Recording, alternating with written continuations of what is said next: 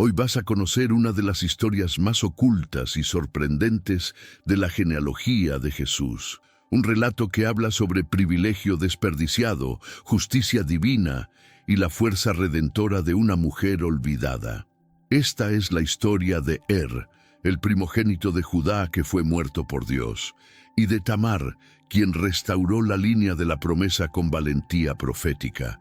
Y antes de comenzar, quiero hacerte una invitación especial. Nuestro canal ya ha superado los 600 suscriptores. Gloria a Dios. Y ahora nuestra meta es alcanzar los 1000.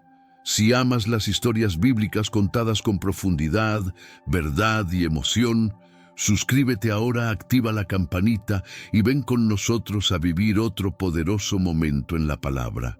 El sol aún no había vencido por completo las sombras del amanecer cuando Judá, hijo de Jacob, contemplaba el horizonte de Adulam. El suelo era fértil, pero su espíritu inquieto. Luego de apartarse de sus hermanos, Judá había tomado una decisión impensada: tomar por esposa a una mujer cananea. Una decisión que cruzaba no solo barreras culturales, sino también espirituales, porque las alianzas de Dios con Israel no debían mezclarse con dioses extraños. De ese matrimonio nació el primogénito, un niño con un nombre fuerte, vigilante, y con el derecho de heredar no solo posesiones, sino la bendición patriarcal que venía desde Abraham. Pero no todo nombre refleja el carácter. Pasaron los años y el niño se convirtió en hombre, y con el tiempo, se alejó de las promesas de su casa. En lugar de ser guardián del linaje, se volvió una amenaza silenciosa. La Biblia no revela sus actos, pero lo dice todo en una frase. Pero el primogénito de Judá, fue malo ante los ojos del Señor, y el Señor lo mató. Un juicio directo, sin apelación. En un mundo donde pocos aún temían al Altísimo, cruzó un límite invisible, y ese día el cielo interrumpió su vida como un rayo sobre un altar profanado. La muerte de sacudió los cimientos de la casa de Judá. El primogénito había caído, y con él el honor y la estabilidad de la familia. En silencio, Judá enterró a su hijo y buscó consuelo en la tradición. Ordenó que Onán, su segundo hijo, asumiera el deber del levirato, una antigua ley que garantizaba descendencia al hermano fallecido. Tamar, esposa de fue dada a Onán con la misión de preservar el linaje. Pero Onán, aunque aceptó a la mujer, rechazaba el propósito. No quería engendrar hijos que llevaran el nombre del hermano muerto. Prefería el placer sin responsabilidad, el beneficio sin sacrificio. Por eso, el texto sagrado es firme. También a lo mató el Señor. 2 hijos, 2 muertes. Un mismo error espiritual. La casa elegida para ser canal de la promesa estaba contaminada por egoísmo, desobediencia y desprecio por lo sagrado. Judá, ahora temeroso, retrocede. Con miedo de perder a su tercer hijo, se niega a entregarlo a Tamar, con el pretexto de que aún era joven. Pero la verdad era más amarga. Judá culpaba a Tamar por las desgracias, como si ella estuviera maldita. Así, la mujer que un día fue recibida con fiesta en la familia, ahora era rechazada y enviada de regreso a la casa de su padre, viuda, estéril y sin rumbo. Pasaron los años y Tamar permaneció en silencio. Pero no era un silencio de resignación. Era el de quien espera, observa y discierne. Sabía que había sido injusticiada, sabía que el linaje de la promesa estaba amenazado por la omisión de Judá y la cobardía de sus hijos. Pero también sabía que el Dios de Israel no dejaría morir su alianza. Cuando oyó que Judá iba a trasquilar sus ovejas en Timnat, Tamar entendió. Ese era el momento. Se despojó del luto, se cubrió con un velo y se sentó al borde del camino disfrazada. No como una mujer depravada, sino como alguien dispuesta a cumplir un rol que los hombres habían abandonado. Judá la vio y no la reconoció. Atrapado por el deseo, se ofreció sin saber con quién hablaba. Ella exigió prenda, el sello, el cordón y el bastón. símbolos de identidad, autoridad y camino. Fue un intercambio cargado de significado. Ella no buscaba placer, sino redención. En esa unión inesperada, Tamar concibió, y días después, cuando estalló el escándalo y la acusaron de adulterio, Judá fue rápido en exigir castigo. «Que sea quemada», clamó. Pero Tamar, con dignidad silenciosa, presentó los objetos. «¿De quién son estas cosas?».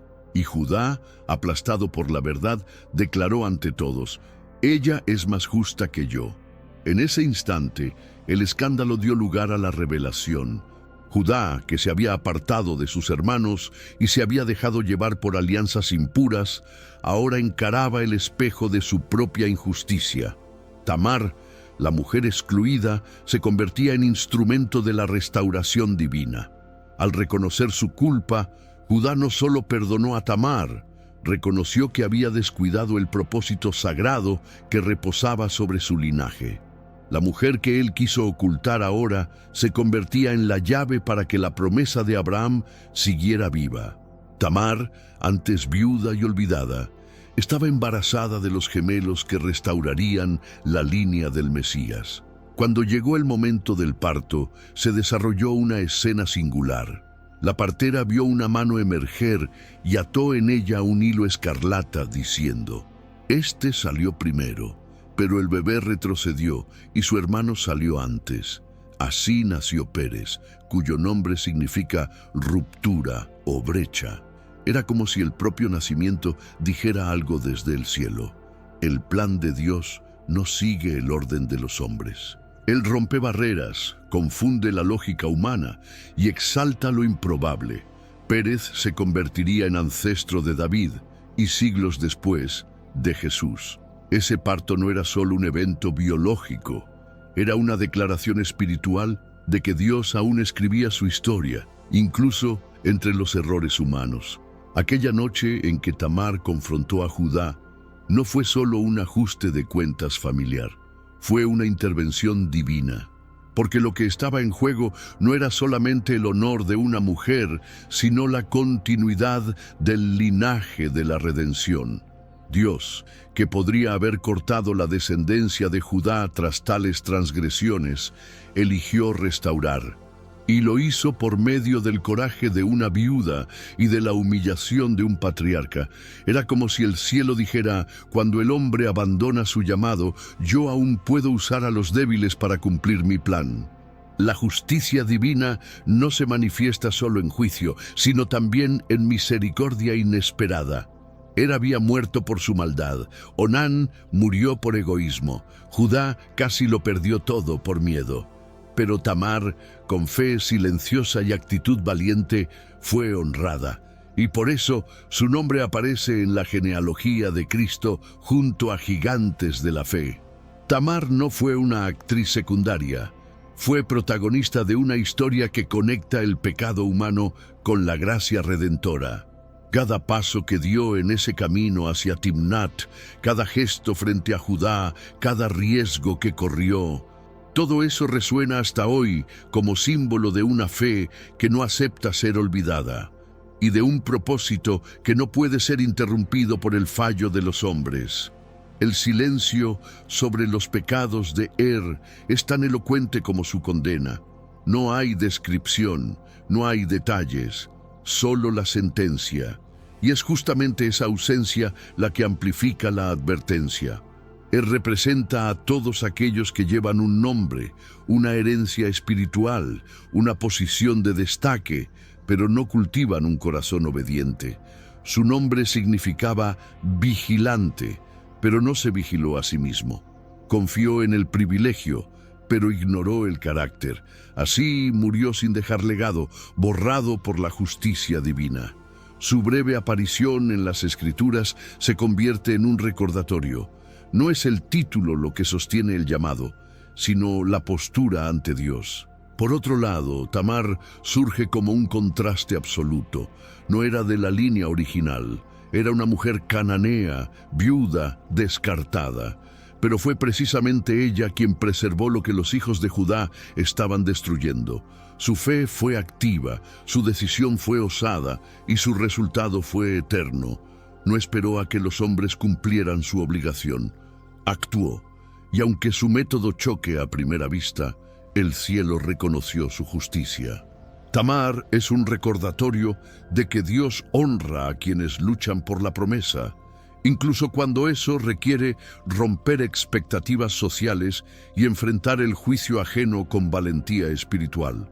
En la tradición bíblica, los nombres llevan significados profundos. El nombre de el vigilante que no vigiló, encierra ironía, pero el nombre de Pérez, el que rompe, trae profecía.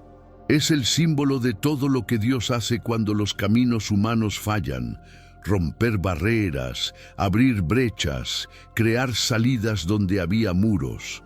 A través de Pérez, Dios demostró que la bendición del pacto no depende de la perfección de los hombres, sino de la fidelidad de Él mismo al cumplir sus promesas. Y eso transforma cada falla, cada escándalo y cada aparente punto final en oportunidades para que el plan divino avance con aún más claridad. En el silencio del campamento, Judá sostuvo en sus brazos a los hijos que tuvo con Tamar. Aquellos bebés, fruto de una historia llena de engaños, pecados y vergüenza, ahora eran señal de restauración. Dios estaba reconstruyendo lo que había sido quebrado, no borrando la historia, sino redimiéndola. Pérez y Sera crecerían como testigos de que el Altísimo no se avergüenza de trabajar con los pedazos, con lo improbable, con lo que fue despreciado. La genealogía de Jesús, cuando se lee en Mateo, no esconde a Tamar, al contrario, la destaca, porque el plan de Dios es transparente. Él no cubre los pecados con silencio, los vence con redención. Mientras muchos preferirían olvidar a Dios hace lo contrario, lo deja registrado, no como ejemplo de fe, sino como advertencia para todos los que heredan un llamado, pero lo tratan con desprecio. Fue el primer hijo de Judá. Tenía el derecho de ser un eslabón esencial en el linaje del Mesías, pero fue borrado por la justicia divina, y eso revela algo fundamental. Dios no se impresiona con posiciones. Él pesa el corazón. La presencia de en la genealogía no es celebrada, es interrumpida, y su interrupción marca el inicio de una nueva dinámica espiritual, donde no es el primero, sino el obediente, quien permanece. La muerte de provocó una reacción en cadena que culminó con el giro protagonizado por Tamar. La omisión de los hombres abrió espacio para la acción divina por caminos inesperados. No hubo sacerdotes, no hubo profetas, solo una mujer decidida y un hombre confrontado. Y aún en ese entorno imperfecto, Dios realizó algo eterno. Porque donde hay fe genuina, Él actúa, y donde hay reconocimiento de pecado, Él perdona. Tamar y Judá, unidos por el engaño y el escándalo, se convirtieron en canal de la gracia. Y así, Dios no solo restauró el linaje, reescribió su historia con manos de misericordia. El nacimiento de Pérez no cerró solo una crisis familiar, inauguró una nueva trayectoria espiritual. A partir de él, el linaje de Judá ya no estaría marcado solo por escándalos, sino por esperanza. De ahí surgirían reyes, poetas, profetas, y en el tiempo adecuado, el Salvador. Cada generación que llevó la sangre de Judá también llevó las marcas de esta historia, de caída, pero también de restauración, de vergüenza, pero también de honra, de error humano, pero de fidelidad divina. Por eso, incluso siglos después, el nombre de Tamar permanece, porque ella creyó en la promesa cuando todos los demás la habían dejado morir. Hoy, al mirar esta narrativa, no vemos solo un relato antiguo, sino un espejo. ¿Cuántos, como comenzaron bien, pero dejaron que la corrupción silenciosa ocupara el lugar de la vigilancia espiritual? ¿Cuántos, como Onán, desean los beneficios de la bendición, pero rechazan el compromiso con el propósito? ¿Y cuántos, como Judá, intentan huir de la responsabilidad temiendo sus propios errores? Pero también, ¿cuántos, como Tamar, están dispuestos a levantarse, a arriesgarlo todo, a enfrentar el escarnio para preservar lo que es santo? La historia de Judá y Tamar no trata sobre perfección, trata sobre decisión. Y cada personaje nos llama a elegir. La genealogía de Jesús no omite los errores de sus antepasados, los expone con honestidad, y eso es parte del poder del Evangelio, mostrar que Dios no elige a los perfectos, sino a los dispuestos, que Él no trabaja solo con santos inmaculados, sino con pecadores redimidos. Judá que pecó, Tamar que se atrevió, Pérez que rompió, todos fueron insertados en la línea que culminaría en Cristo. Y eso significa que no hay historia personal que Él no pueda usar, no hay pasado que Él no pueda resignificar, no hay herida que Él no pueda transformar en testimonio. Cada detalle de esta narrativa apunta al patrón divino que desafía la lógica humana. El primero fue rechazado, el segundo cayó, el tercero fue negado, pero la promesa no murió. Dios la escondió en el vientre de una mujer rechazada y la reveló en el llanto de un bebé improbable. Porque donde los hombres ven fracaso, el cielo ve oportunidad. La historia de termina con silencio y muerte, pero la de Tamar termina con nacimiento y legado. Y ese contraste no es accidental. Es la firma divina sobre todo lo que Él toca. Del final hace un comienzo. De la caída, un nuevo camino. De la vergüenza, una corona de gloria. En la eternidad, Dios escribió la línea de su Hijo con nombres que el mundo jamás habría elegido. Y entre ellos está Tamar, no una reina, ni una profetisa, sino una mujer herida, desacreditada, y aún así usada por Dios para cargar la promesa. El Evangelio comienza con ella porque es, desde el principio, una buena nueva para los olvidados, los improbables, los quebrados. Al lado de Abraham, Isaac, Jacob y David está el nombre de una viuda que no desistió de la promesa. Eso dice mucho sobre quién es Dios y sobre cómo Él escribe sus mayores obras con las líneas que el mundo rechaza. La muerte de no fue el final de la historia, fue el inicio del juicio. Pero el coraje de Tamar no fue solo un acto aislado, fue el principio de la redención.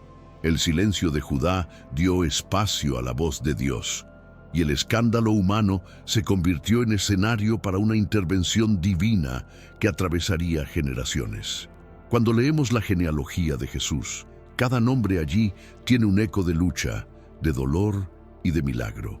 Y eso nos recuerda que no importa dónde comenzó nuestra historia, si en el error, en el rechazo o en el fracaso.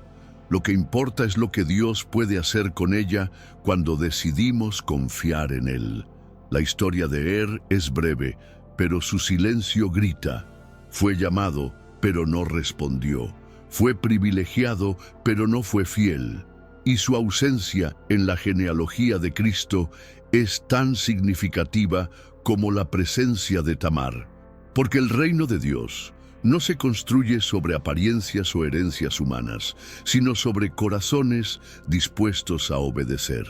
El nombre de debería brillar entre los patriarcas, pero quedó como advertencia.